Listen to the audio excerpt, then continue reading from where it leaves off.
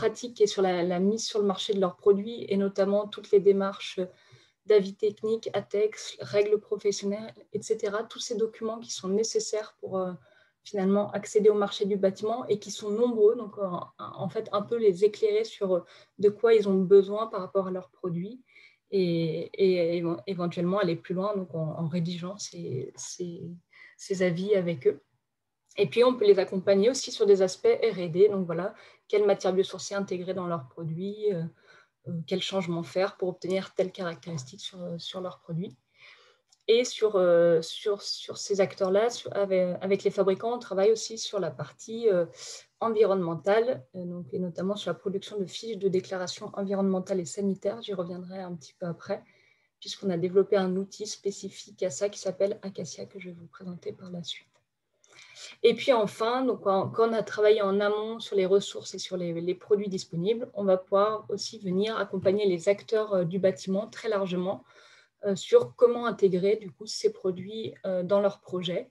Donc là, on travaille avec aussi bien des maîtres d'œuvre que des maîtres d'ouvrage de toutes sortes, hein, maîtres d'ouvrage publics, mais aussi promoteurs, bailleurs sociaux, etc. Voilà, donc notre mission, c'est vraiment inscrire le secteur du bâtiment dans le bas carbone, dans le respect et le bien-être des utilisateurs, donc notamment avec ces matériaux biosourcés.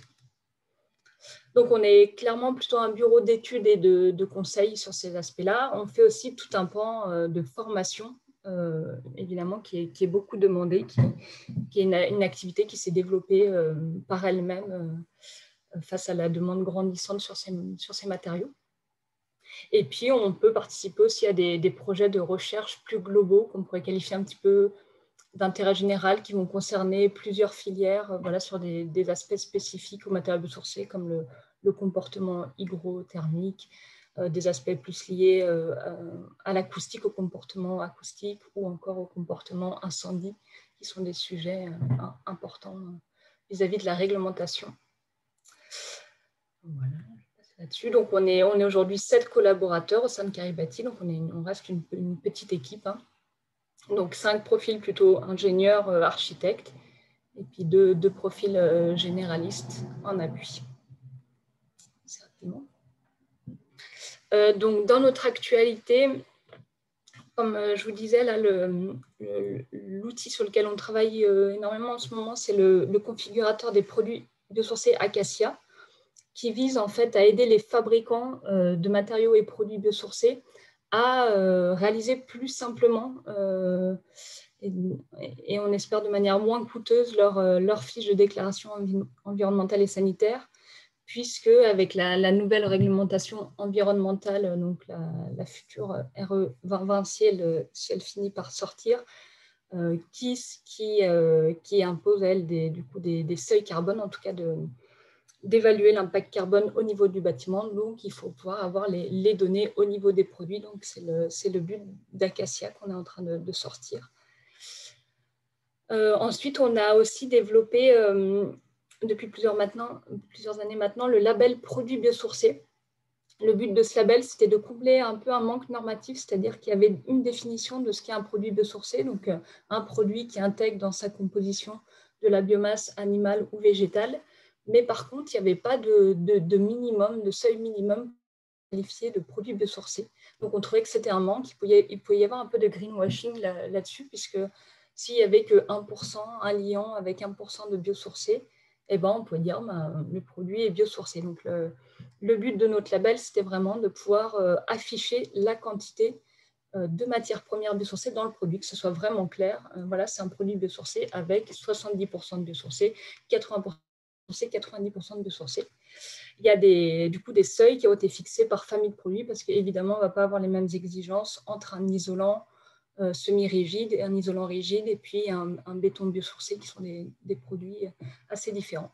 Et puis, du coup, il y a une filière, donc on avait créé ce label en France avec aussi l'option de labelliser le fait que la matière première est d'origine française, donc d'avoir aussi un sourcing sur la filière française.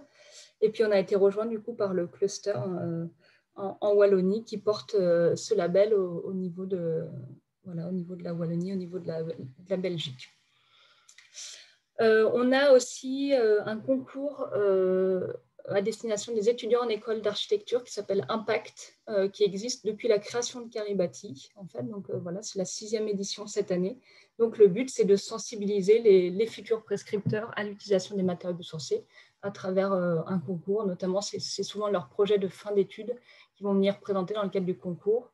Et du coup, là, c'est un peu plus large que les biosourcés. C'est pareil, on encourage du coup en fait à la frugalité, si je peux reprendre ce terme, du coup donc à l'utilisation donc de bois biosourcés, mais aussi la terre, les recycler, enfin ce qui peut être dans un périmètre proche du projet. Voilà pour Kiribati, en résumé.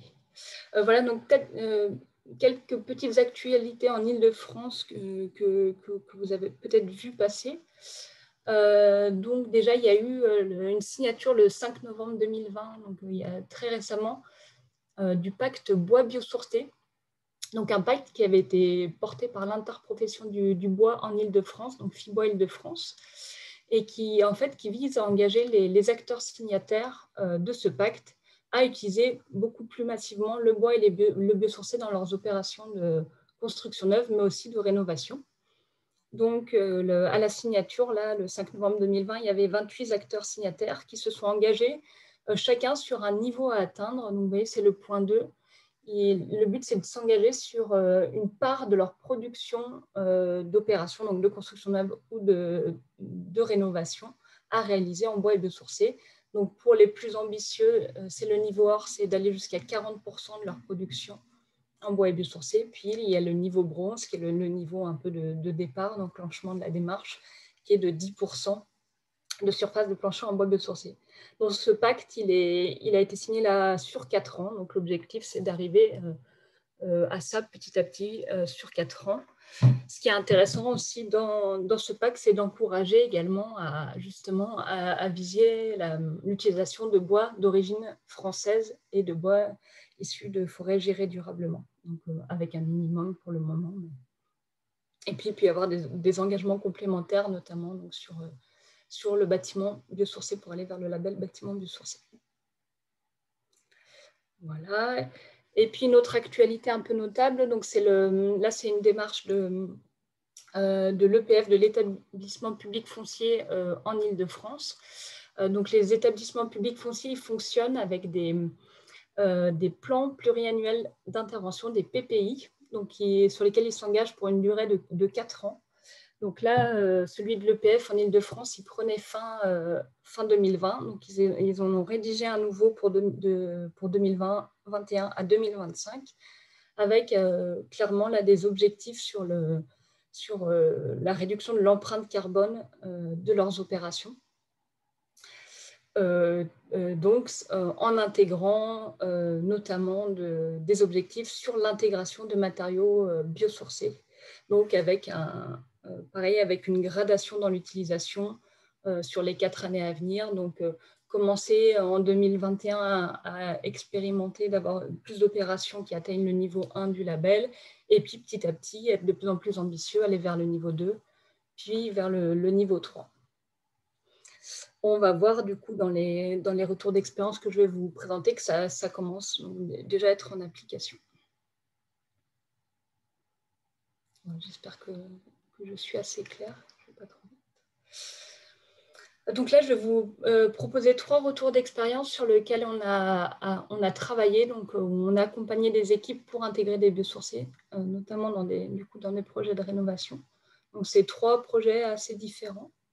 Donc, ce n'est pas que des projets de copropriété, hein, il y en a, mais je pense que ça pourra quand même vous parler sur les types de bâtis qui ont été rénovés.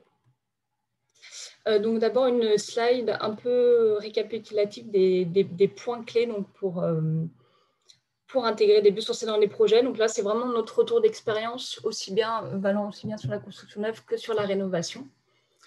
Donc nous, ce qu'on a constaté, c'est qu'il y a 6 grandes étapes qui permettent d'avoir un beau projet biosourcé et qui peut être intéressant d'intégrer dans l'accompagnement de projet, et donc si possible le plus en amont de la démarche. Donc, l'étape 1, donc si c'est possible dans l'accompagnement, c'est d'afficher la volonté d'aller vers du biosourcé dès la phase de programmation. Et donc, par exemple, d'encourager le maître d'ouvrage à quand il lance son marché, enfin là, si on est sur un cas de marché public, mais d'afficher clairement un bâtiment biosourcé pour des logements, etc. Ensuite, l'étape 2, c'est vraiment plus une étape formation, information, mais en fait, c'est une étape très importante. Il faut que le porteur du projet, il connaisse les matériaux et il sache où les utiliser. C'est une étape importante. Si lui, déjà, il est clair là-dessus, s'il connaît les différents aspects, il aura plus de facilité à suivre son projet, à maîtriser les différents aspects intégration. Même s'il a une bonne équipe de maîtrise, ça sera quand même plus facile à encadrer. L'étape 3, là, c'est notamment lié plutôt au marché public, mais c'est vraiment intégrer des références dans les différents documents et notamment faire attention à ce qu'il n'y ait pas des mentions qui puissent bloquer l'utilisation des matériaux biosourcés. C'est arrivé dans des accompagnements qu'on a eus où voilà, c'était très bloqué sur l'innovation, où il y avait clairement les biosourcés qui étaient exclus par certaines mentions. Donc là, faire attention à retravailler, par exemple, les mentions dans les documents pour être plus englobant, voire même privilégier d'abord les biosourcés avec des variantes non biosourcées. L'étape 4 qui est très importante, c'est de bien identifier, pareil, encore une fois, si on est sur des marchés publics, mais je pense aussi sur des marchés privés, c'est de s'adjoindre les compétences d'une équipe en fait, qui a déjà l'expérience des bâtiments bois ou biosourcés. Et aussi, on va s'affranchir de plusieurs freins dans la suite du projet. Une étape qui peut être intéressante aussi, c'est de bien définir la mission du bureau de contrôle et de bien discuter avec le bureau de contrôle en amont pour déjà lui glisser que le projet va intégrer peut-être des nouveaux matériaux, des innovations, etc. Et donc qu'il soit plus ouvert à identifier et à contrôler ces points-là.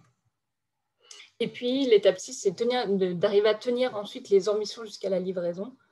Donc là, c'est vraiment après toutes les phases avant projet sommaire, APD, puis jusqu'aux passations de marché aux entreprises, voilà, de toujours garder le cap dans tous ces documents, et puis même jusqu'au transfert, donc à l'équipe chantier, etc., de bien accompagner jusqu'au bout.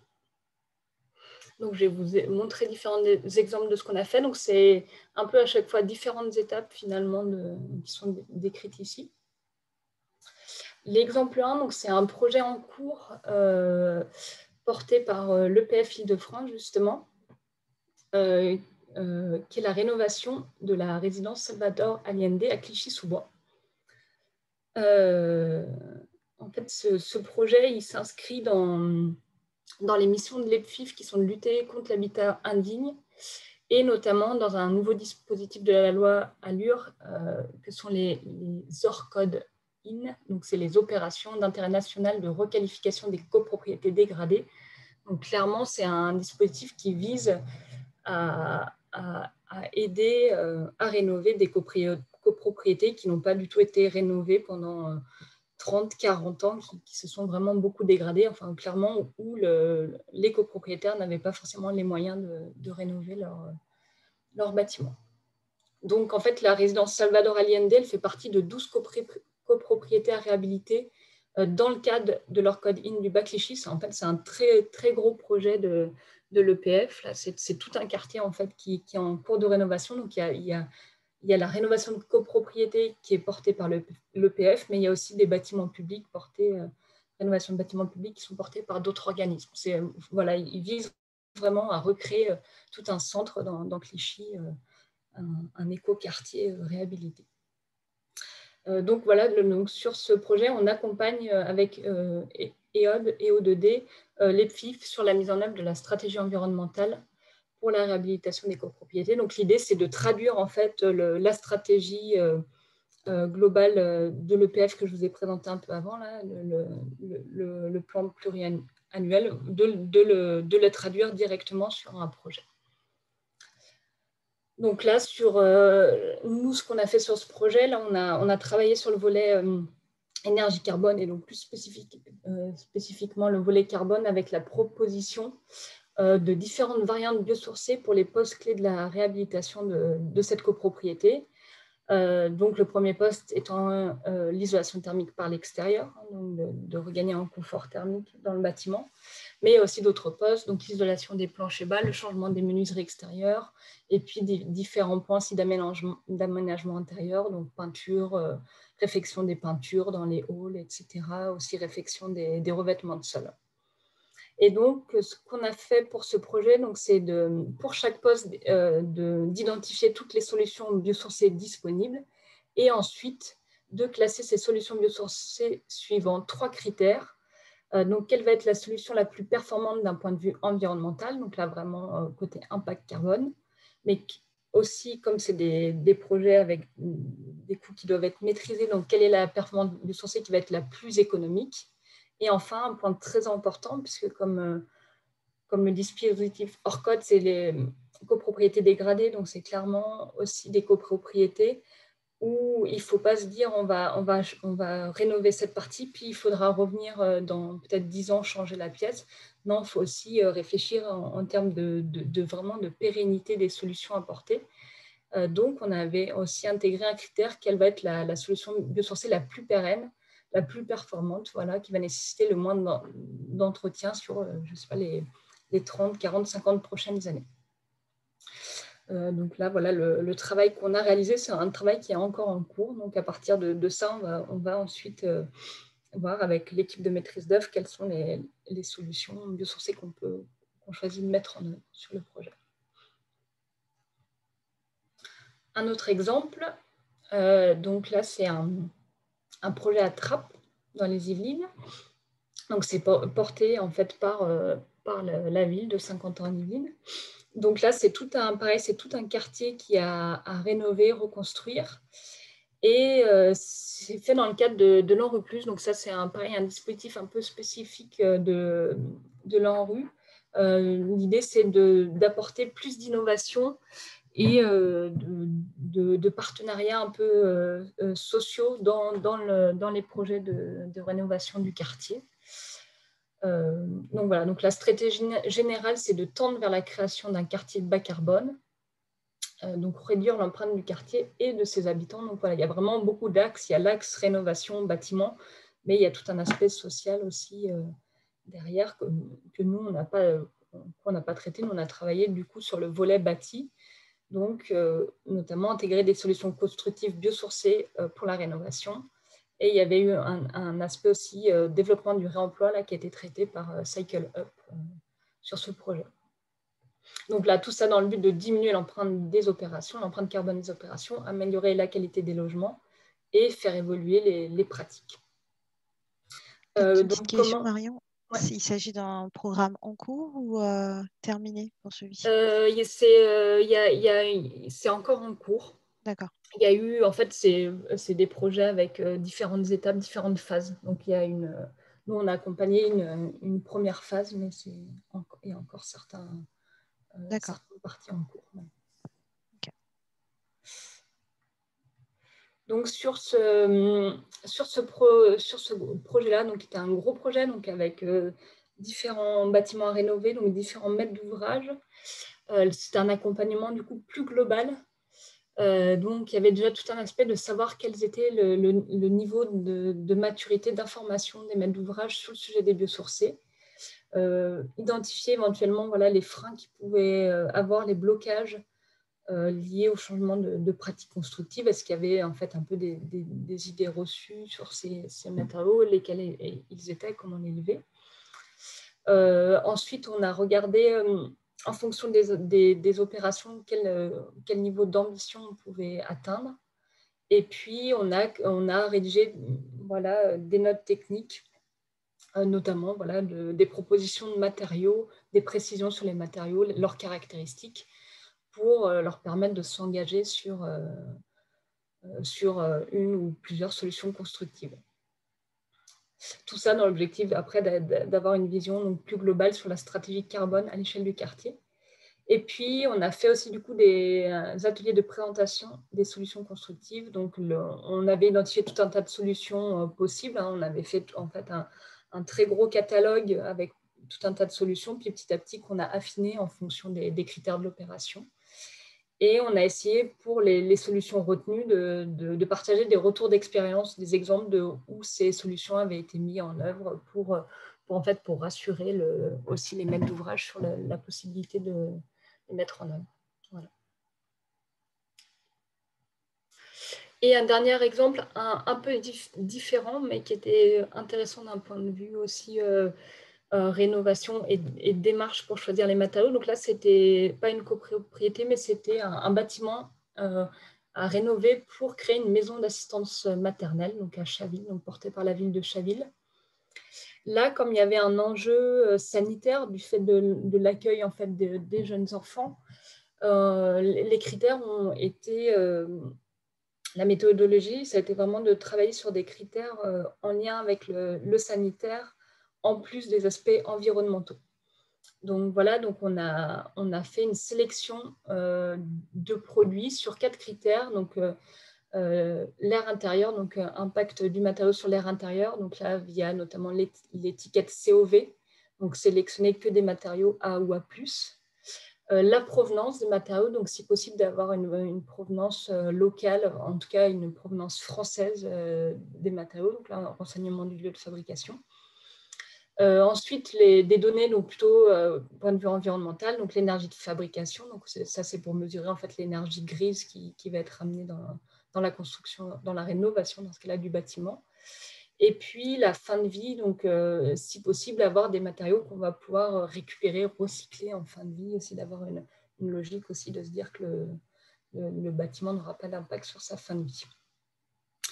Donc on a étudié de différents produits et puis on a validé ensuite des solutions en base ou en variante en fonction d'autres contraintes techniques. Aussi, voilà, est-ce que le matériau va être facile à mettre en œuvre? Est-ce que c'est un produit très innovant ou est-ce qu'il y a un recul, etc. Et évidemment aussi les aspects économiques qui restaient prégnants. Donc on avait quand même étudié tous ces postes pour la rénovation. Donc là, c'était plutôt sur du coup de l'aménagement, beaucoup sur l'aménagement intérieur, mais du coup des faux plafonds acoustiques. Du coup, il y a un vrai enjeu acoustique sur des maisons d'assistance maternelle. Donc l'habillage des murs, comme potentiellement les enfants viennent s'appuyer sur les murs, il faut avoir quelque chose de pérenne qui ne va pas se dégrader trop vite. Pareil, les peintures murales, comme ils peuvent venir toucher avec des mains humides, etc. Enfin, avoir quelque chose de pérenne et de peu nocif du coup pour les enfants. Les doublages, les revêtements de sol, les panneaux de cloisonnement, des panneaux de parement, la colle pour les revêtements de sol et des différents produits de protection et d'ameublement. Donc voilà, et puis on a rajouté donc dans l'analyse donc la complexité. On a essayé de mettre en adéquation la complexité de l'analyse et la faisabilité en fait de la mise en œuvre de ces matériaux. Donc voilà, c'est un peu ce que je vous ai dit. Hein, voilà, c'était vraiment est-ce que c'est simple, ça va être simple à mettre en œuvre et finalement, est-ce que l'impact va être fort ou faible. Voilà. Et puis, donc, il y avait une présentation de ces différents critères auprès du maître d'ouvrage pour valider les différents choix aussi par rapport au coût des solutions. Donc là, il y a différentes photos qu'on va vite passer, mais voilà, donc on voit là au plafond, donc il y a par exemple des baffles acoustiques en coton recyclé qui ont été mises en œuvre. Et sur les revêtements de sol, du coup, c'est le linoléum du coup, qui a été retenu. Et des peintures sur les murs, des peintures également biosourcées. Donc là, on voit pareil le linoléum et les baffles acoustiques. Et puis le choix d'intégrer un certain nombre de menuiseries bois et de plaquages bois en intérieur. Voilà, on arrive à la dernière partie. De prendre une petite question. Est-ce que le label biosourcé peut s'appliquer aux bâtiments existants et au niveau des niveaux, donc les niveaux 1, 2 et 3, est-ce que ce sont les mêmes pour le bâtiment neuf et l'existant? Alors, le label bâtiment biosourcé, donc il est en pleine, comment dire, il y a tout un travail en fait de la DHUP donc pour le revoir, le modifier et ressortir une nouvelle version. Donc ça devrait sortir cette année. En tout cas, c'est en cours de ce travail est en cours de finalisation. Donc le premier label, le label qui existe encore aujourd'hui, qui n'a pas encore été remplacé, il était seulement pour la construction neuve, pour le coup. Il n'était pas adapté à la rénovation. Donc en effet, les 3 niveaux, 1, 2, 3, donc seulement pour la construction. Ce qui changeait entre les 3 niveaux, c'est la typologie des bâtiments. Donc des niveaux adaptés pour les maisons individuelles, des niveaux adaptés plutôt pour l'industrie, etc. Et puis après, des niveaux pour tout ce qui est tertiaire, ERP, donc logement collectif, etc. Donc ceux sur lesquels on a le plus travaillé. Donc le niveau 1, c'était d'atteindre 18 kg de matières premières biosourcées par mètre carré surface de plancher. Le niveau 2, 24 kg par mètre carré surface de plancher. Le niveau 3, 36 kg par mètre carré surface de plancher. Donc voilà, de plus en plus ambitieux. Sachant que le retour d'expérience qu'on avait sur ce premier label, c'était atteindre le niveau 1, c'était assez facilement faisable, entre guillemets, c'est-à-dire que si on restait sur une construction classique en maçonnerie ou en béton, on pouvait arriver au niveau 1 si on travaillait sur les autres aspects, par exemple des menuiseries bois, une charpente bois en toiture, de l'isolation biosourcée, etc. Voilà, on pouvait, avec tous les éléments d'œuvre et d'aménagement, on pouvait arriver au niveau 1.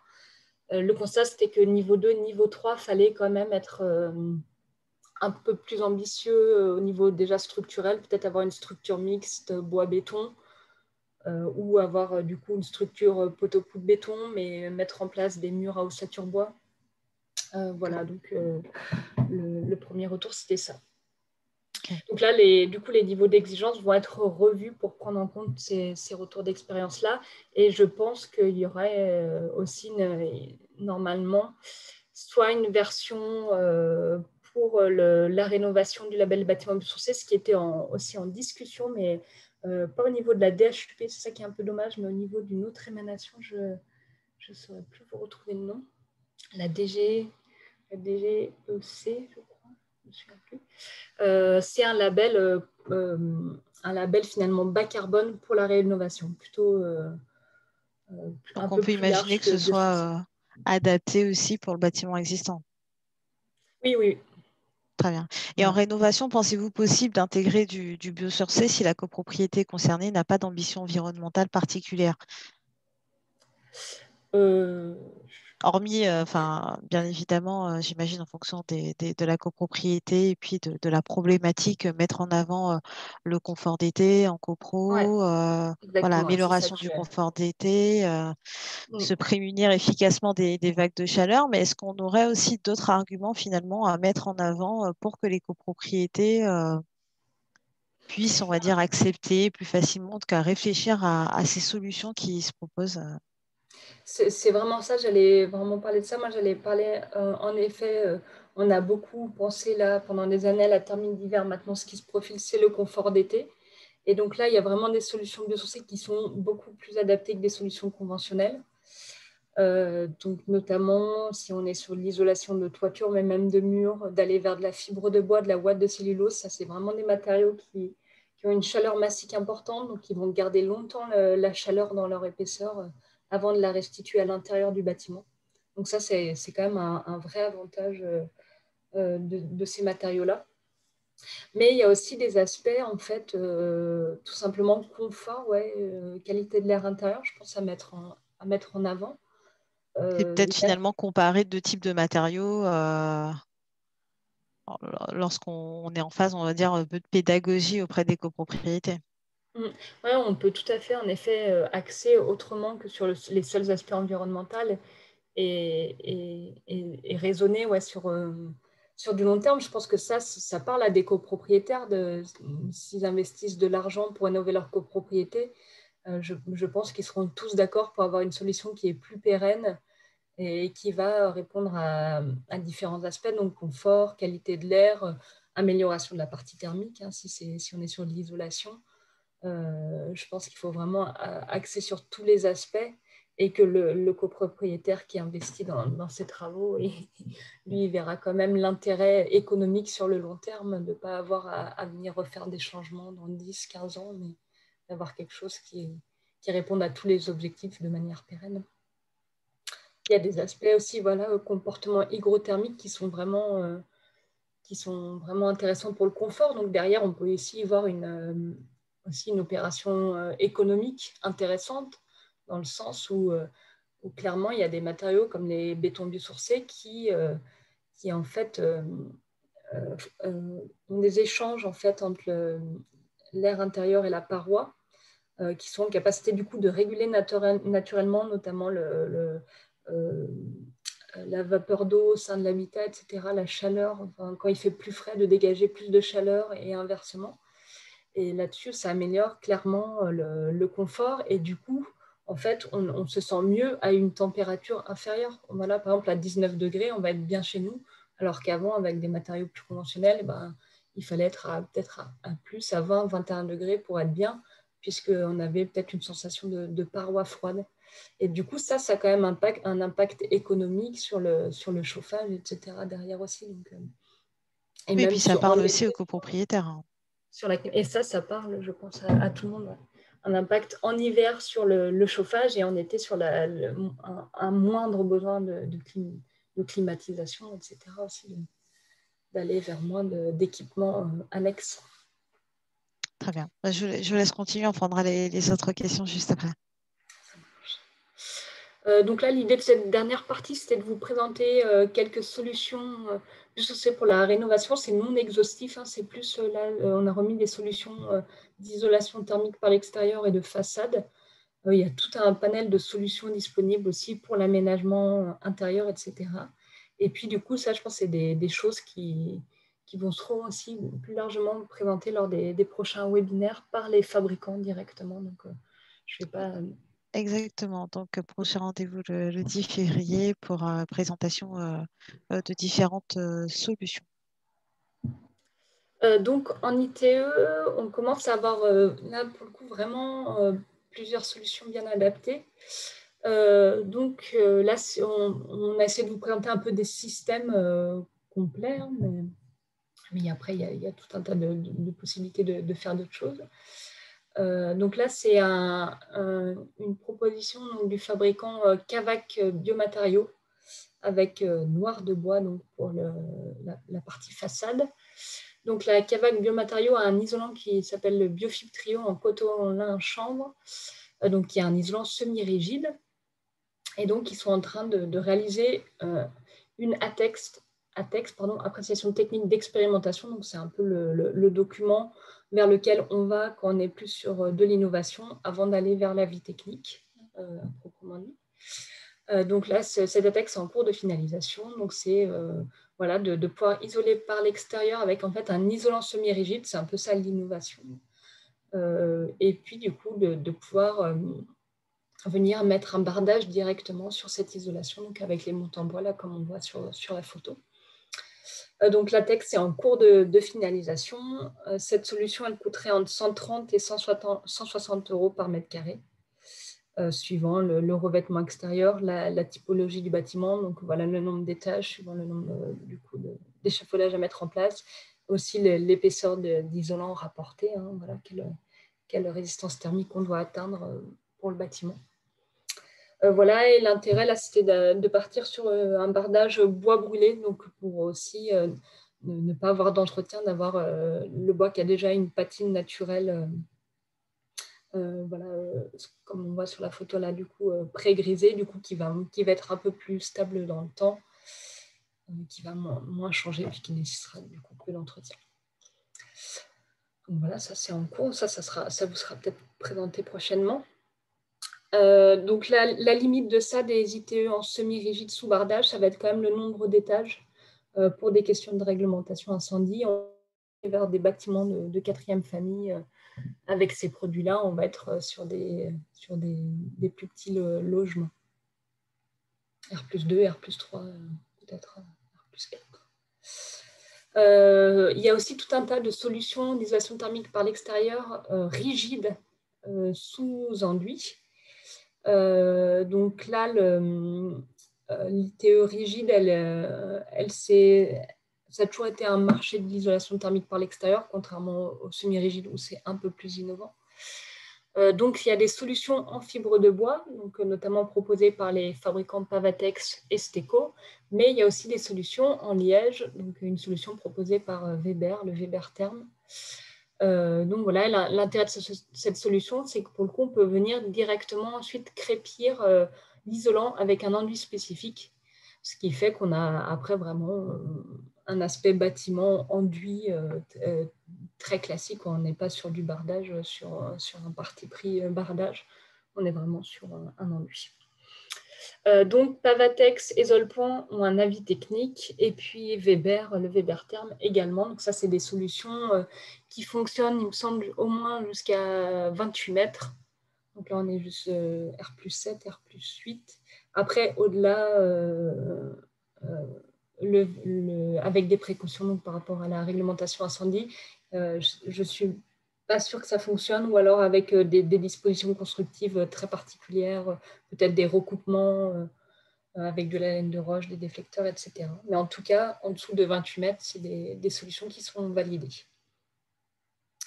Donc, coût entre 125 et 175 € par mètre carré, ça dépend. Du coup, ce n'est pas les mêmes prix entre fibre de bois et liège déjà, suivant l'épaisseur mise en œuvre et puis les entreprises, les enduits proposés par les entreprises. Donc là, comme c'est quand même une solution enduite, eh ben, il y a un aspect entretien qui est plus important. Il faut refaire l'enduit régulièrement.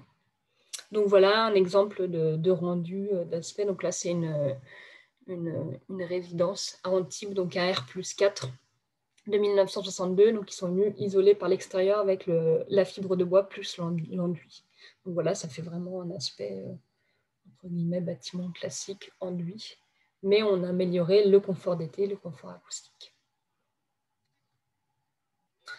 Là, une autre solution également en cours d'ATEX, c'est toujours avec le même produit de la Cavac, donc le Biofib Trio coté en lin chanvre, mais cette fois-ci, donc le bardage n'est pas en bois brûlé, mais en composite bois. Donc le fabricant, c'est Fundermax qui fait ce bardage en composite. Donc les bardages composites, je vais revenir un petit peu après, c'est des reconstitutions en fait, c'est de la poudre de bois qui permet de reconstituer un bardage plastique. Donc c'est l'intérêt, on va dire, c'est du coup des bardages qui vont vraiment pas très peu se patiner dans le temps, qui vont être stables dans le temps. Par contre, c'est des solutions qui environnementalement sont quand même moins bonnes que des bardages bois bruts, évidemment. Du coup, il y a des process plus importants de fabrication derrière. Donc ça serait de l'ordre de 160 € par mètre carré. L'avantage de ces solutions ainsi, c'est de ramener aussi assez peu de poids en façade, d'avoir des solutions aussi relativement légères en façade. Donc voilà, différents exemples de façades biosourcées. Donc sur du bardage, on va être sur du bois, du composite ou des façades double pot. Bardage bois, bardage composite, façade double pot. Donc dans les bardages bois, il y a tout ce qui peut être bois brut, avec donc là, la nécessité d'un entretien régulier et du coup un vieillissement naturel, donc le bois qui va se griser petit à petit de manière non uniforme sur la façade, puisque suivant si c'est une partie exposée au soleil, à la pluie, etc. Donc là, on peut avoir des différences sur la façade. Les bois brûlés ou rectifiés, donc avec traitement, qui permettent de diminuer un peu l'entretien et en fait aussi surtout de limiter les effets du vieillissement du bois. Donc en fait d'avoir déjà cette couleur plus uniforme sur le bâtiment. Et puis il y a aussi des possibilités de traiter les bois spécifiquement contre les incendies. Voilà un exemple de bardage pré-grisé. Voilà, donc là c'est vraiment le bardage qui vient d'être posé, qui a déjà cette patine, voilà, qui va faire qu'il va moins changer dans le temps. Les bardages en bois brûlé, ça c'est une technique ancestrale japonaise en fait, pour augmenter la durabilité des bétons. Donc on va venir en fait finalement les carboniser en extérieur. Donc évidemment, c'est pareil, c'est quand même une solution un peu moins bonne environnementalement parlant qu'un bardage bois brut. Et puis, donc, tout ce qui est bardage composite, donc on retrouve des lames de bardage, mais aussi du decking, des lames de terrasse. À base de bois, il y a aussi quelques produits à base de chanvre. Enfin, en tout cas, il y a des essais du développement de produits avec de la poussière de chanvre. Donc, en fait, on vient substituer les charges minérales simplement par des charges biosourcées dans une matrice polymère. Donc, c'est quand même des matériaux avec une matrice polymère, donc notamment une faible recyclabilité. Ça va vraiment, là, la recyclabilité en fin de vie, elle va vraiment dépendre des produits. Donc, il y a différents fabricants, donc Neolife, Fundermax, Fiberdeck. Donc, un exemple, là, c'est le produit de Fundermax qui est le Max extérieur. Donc, c'est des produits notamment qui sont intéressants par rapport à la réglementation incendie, qui sont BS2 D0. Et qui ont une bonne résistance du coup aux UV, qui tiennent longtemps, qui vont moins se patiner. Et le cover, donc, qui est le bardage créé par le fabricant Neolife. Donc c'est pareil, c'est des produits intéressants du point de vue comportement au feu. Ça, c'est l'intérêt en fait du bardage composite par rapport à un bardage bois classique, c'est d'avoir quand même un revêtement de façade qui a un meilleur comportement au feu, qui est plus pérenne, mais voilà, il y a d'autres aspects derrière, donc la recyclabilité du matériau en fin de vie, et puis du coup la fabrication du matériau qui est plus impactant d'un point de vue environnemental. Voilà, j'en ai fini pour aujourd'hui. Donc, comme je vous l'ai dit, vous aurez d'autres présentations de produits dans les prochains webinaires. Merci Marion pour cette présentation. Donc, comme je vous l'ai dit tout au début, donc, la présentation vous sera envoyée et cet événement sera également disponible en replay si vous souhaitez revoir ou partager auprès de vos collègues. On a plusieurs questions et on va peut-être commencer par finalement redéfinir qu'est-ce qu'un matériau biosourcé. Est-ce restrictif aux matériaux qui ont de la biomasse ou concerne plus largement les matériaux naturels? Oui, du coup, oui, pardon, je pensais avoir un peu répondu quand j'ai évoqué le label, mais c'est vrai que c'était peut-être un peu rapide. Donc, en effet, les produits biosourcés sont les produits qui intègrent de la biomasse animale ou végétale. Alors, c'est principalement végétal. Animal, ça va être par exemple quand on parle de la laine de mouton ou par le passé, tout ce qui était plumes de canard, etc. Donc, voilà, on considère que ça, c'est du biosourcé. Et sinon, c'est en effet donc plutôt le végétal, donc tout ce qui est coproduit de l'agriculture ou ressources même recyclées comme le coton recyclé. Donc ça, finalement, c'est nos habits qui sont recyclés pour refaire un coton. Il y a vraiment tous les coproduits agricoles, les matières recyclées, tout ce qui est aussi issu de la sylviculture, du bois. Et après, donc là, c'est vraiment le biosourcé. Et le biosourcé donc, fait partie d'une plus grande famille, en effet, qui serait les écomatériaux. Et dans les écomatériaux, donc, on retrouverait les matériaux recyclés, les matériaux géosourcés que j'ai cités tout à l'heure, notamment la terre crue. Aussi, on peut aller même à la pierre. Hein. Et puis, se développe aussi maintenant, du coup, toute la filière du réemploi. Donc là, c'est encore autre chose, mais on peut englober dans les écomatériaux dans le sens où on ne va pas revenir fabriquer un nouveau produit, mais on va en réutiliser un. Très bien. J'espère que c'est un peu plus clair. N'hésitez pas à nous dire si vous avez besoin de précision. Est-ce que tous les produits biosourcés disposent de FDES, donc la fiche de déclaration environnementale et sanitaire? Non, là, c'est vrai que ça, c'était un frein un peu au développement de la filière jusqu'à aujourd'hui, c'est que les industriels n'avaient pas encore tous réalisé leur FDES. Donc, comme il commençait à y avoir notamment de l'expérimentation sur E+, C-, énergie carbone en amont de la réglementation. C'était un frein puisque du coup, il y avait des données environnementales par défaut qui avaient été créées, mais avec des résultats très mauvais. Donc, ça n'encourageait clairement pas l'utilisation des matériaux biosourcés. C'est pour ça qu'on a créé l'outil Acacia, nous, pour vraiment aider les fabricants à sortir plus facilement leur FDES. Voilà. Et en fait, ça s'explique parce que mine de rien, la réalisation d'une FDES, ça passe par des compétences un peu spécifiques que les fabricants n'ont pas toujours en interne. En tout cas, les fabricants de matériaux biosourcés qui sont pour la plupart des TPE et des PME.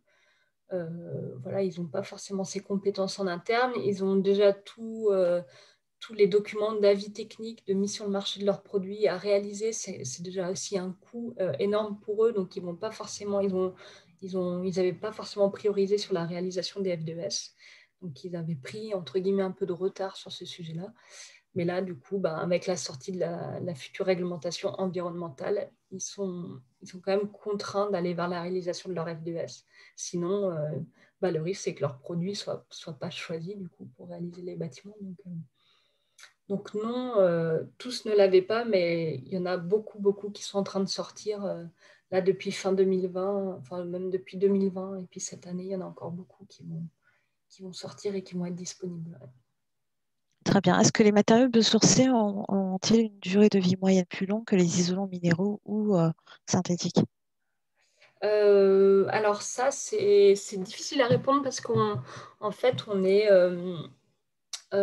sur les isolants manufacturés, par exemple, on est sur des filières qui sont encore relativement récentes, qui ont 10-20 ans, donc finalement qui ont été mis en œuvre entre guillemets récemment dans le bâtiment, donc qui ont sur des bâtiments qu'on n'est pas venu déconstruire, etc. Donc a priori, ils sont sur des performances équivalentes, hein, ils tiennent dans le temps 50 ans, ces isolants.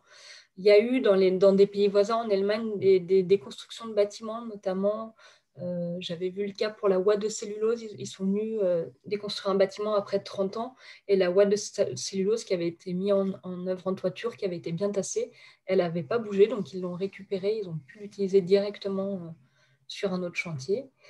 Sur d'autres matériaux, on a plus de retours d'expérience, il y a plus d'essais sur les matériaux comme la paille. La paille, donc c'est un matériau la botte de paille est utilisée en tant que telle dans la construction.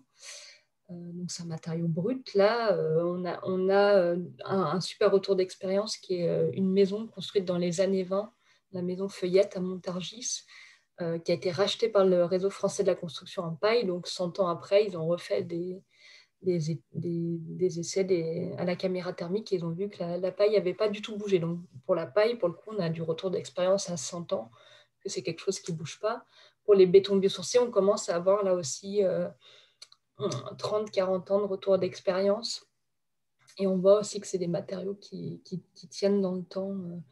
Évidemment, il faut les protéger, il faut les enduire, mais a priori, c'est des matériaux qui tiennent bien dans le temps. Donc, je dirais plutôt oui, que c'est des matériaux même qui sont plus durables que les matériaux conventionnels, mais sur les filières jeunes, sur les filières isolants semi-rigides, rigides, on manque encore un petit peu de retour d'expérience de chantier déconstruit pour vraiment pouvoir l'attester complètement.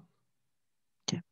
Donc, on avait aussi une remarque. Donc, la mise en place de matériaux biosourcés, notamment pour les postes carbone les plus importants, donc structure, façade, ITE, couverture, est parfois limitée par manque d'avis technique et frilosité des bureaux de contrôle. Emploi limité aux bâtiments de faible hauteur, par exemple. Comment faire? Quelles sont les évolutions en cours? Eh ben, c'est une très bonne remarque. Ouais. Donc ça, c'est ce que j'essayais de vous montrer à travers la présentation des solutions, c'est qu'il y a quand même des solutions maintenant qui sont sous avis technique et qui permettent d'aller sur des grandes hauteurs, notamment les isolants rigides, fibres de bois et liège sous enduit qui permettent d'aller jusqu'à 28 mètres de hauteur. Donc, voilà, qui sont quand même une solution maintenant assez intéressante pour l'ITE par l'extérieur. Sur le reste, c'est aux fabricants, en effet, de porter leur démarche à avis technique, ATEX, pour faire valider leur solution. Mais c'est sûr qu'il y aura quand même des points relatifs à la réglementation incendie.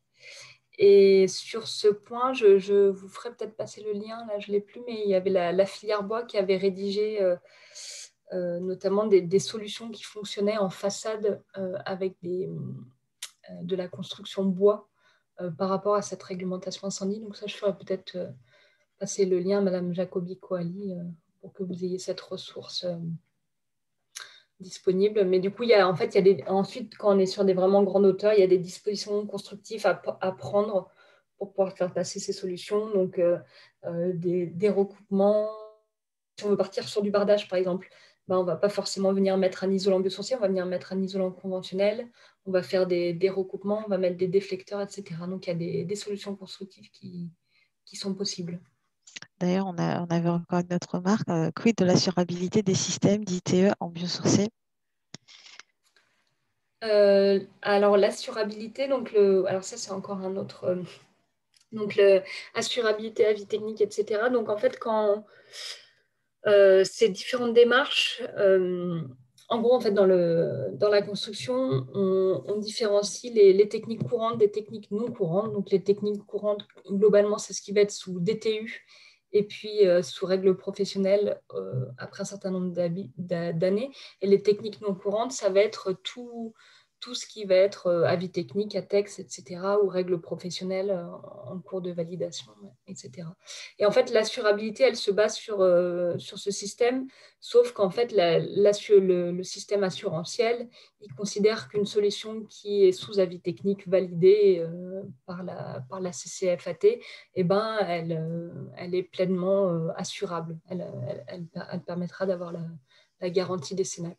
Donc ça, une fois que les solutions sont sous avis technique, ATEX ou règles professionnelles, elles sont normalement assurables. Il ne doit pas y avoir de frein de ce côté-là. C'est des solutions qui sont normalement assurables. Pour les bureaux de contrôle, nous, quand on a accompagné en phase chantier où il y avait des blocages avec le bureau de contrôle, en général, notre rôle, ça a été vraiment de discuter et d'apporter des éléments de preuve complémentaires.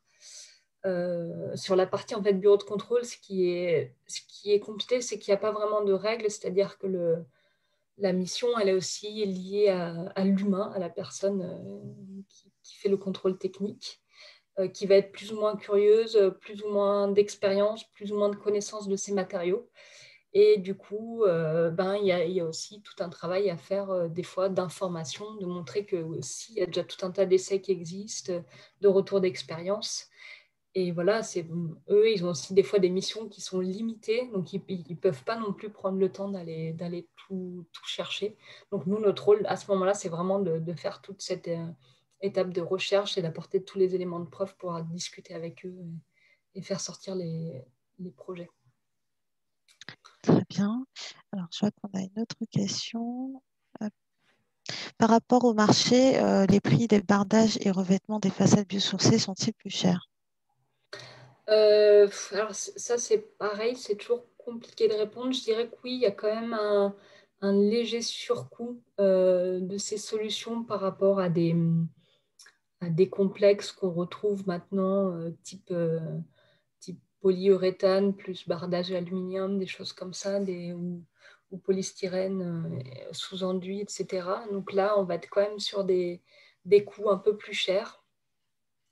10, 20%, 30% suivant les solutions. Voilà, après, c'est vrai que c'est ce qu'on disait tout à l'heure aussi, c'est aussi des garanties en plus, quoi, des qualités apportées en plus avec une isolation biosourcée. Donc, c'est au-delà de l'aspect environnemental, il y a les aspects confort d'été, les aspects pérennité. Voilà, même. Enfin, voilà, il y a, du coup, le coût peut être plus important, mais il faut aussi bien comparer ce qu'on a avec ce coût plus important. Donc voilà. Après, du coup, c'est vrai que c'est ce qu'on a essayé de montrer à travers les différents retours d'expérience. Quand on accompagne les projets, c'est vrai qu'on garde toujours ce critère en ligne de mire et qu'on essaie vraiment de proposer la solution la plus intéressante d'un point de vue environnemental, mais aussi économique, puisque c'est quand même souvent un frein, en tout cas un point de blocage, peut-être plus qu'un frein, mais évidemment de pouvoir réfléchir à la meilleure solution sur tous les critères dont le coût fait partie. Très bien. Et je vois qu'on avait aussi, donc, je prévois d'isoler la toiture d'une école sous rampant. Comment décrire dans le CCTP? Ah, euh, ben, simplement, en fait, c'est tout à fait possible de marquer qu'on qu'on veut une isolation biosourcée. Parce que, en fait, des isolants biosourcés, il y en a plusieurs, hein, donc c'est pas complètement anti-concurrentiel, ou en tout cas, on peut marquer qu'on souhaite une isolation biosourcée ou, éventuellement une variante conventionnelle. Ça, pareil, je pourrais vous faire passer. Il y a eu un guide qui a été rédigé pour la commande publique qui aide sur ces différents aspects-là. Je pourrais vous redonner le lien également. Très bien, on pourra préciser tout ceci. Alors, comment est pris en compte les freins comme les critères de responsabilité des entreprises sur les compatibilités matériaux et les contraintes juridiques liées aux interventions privatives sur le bâtiment? Alors là, Donc, je ne sais pas si je pourrais vous répondre. Est-ce que après, on peut... après, n'hésitez pas aussi éventuellement, si vous avez des questions peut-être bien spécifiques sur peut-être une problématique que vous avez rencontrée ou autre, nous faire parvenir par mail et on pourra, en fonction des cas, traiter individuellement, que ce soit à Marion.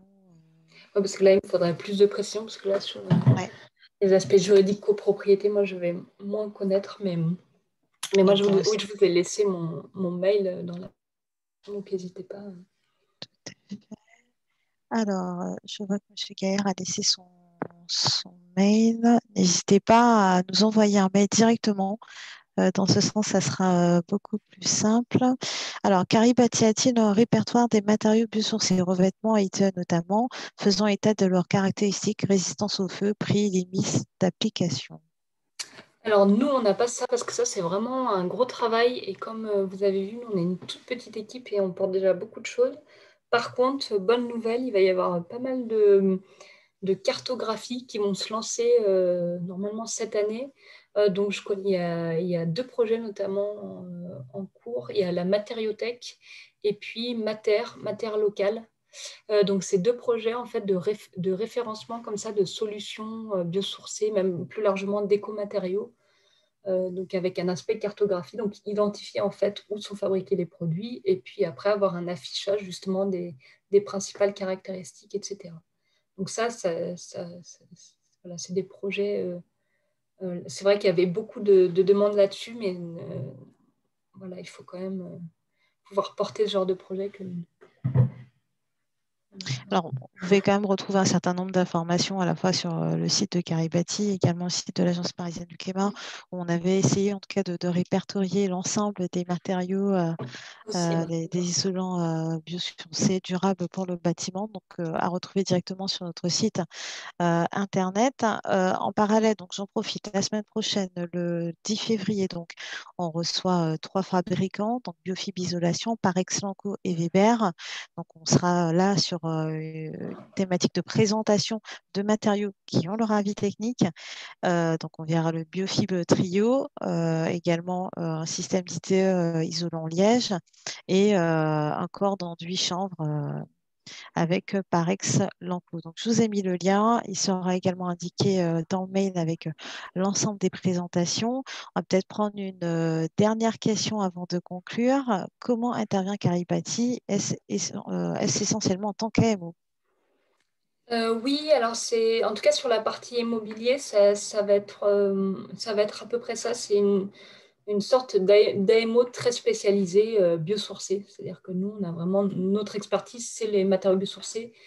Et voilà, donc on peut, voilà, c'est plutôt du conseil et de l'expertise sur les biosourcés. Donc soit auprès d'un AMO généraliste, soit auprès directement du maître d'ouvrage. Soit on intervient aussi, des fois, on répond avec finalement les équipes de maîtrise d'œuvre sur des projets. Donc on va accompagner le maître d'œuvre. Ça va vraiment dépendre des projets, mais on peut considérer que c'est ça, que c'est une AMO biosourcée. Ouais. Très bien. Merci Marion, merci d'avoir bien voulu intervenir. Merci à vous d'avoir participé donc à ce premier rendez-vous sur le biosourcé la semaine prochaine, donc le 10 février. Je vous donne également rendez-vous pour vous présenter trois isolants et trois types de matériaux biosourcés. Et le prochain rendez-vous sur les matériaux, donc le rendez-vous juste après sera le 18 mars. Merci à vous d'avoir participé. Bonne journée. Merci Bonne Marion. journée. Au revoir.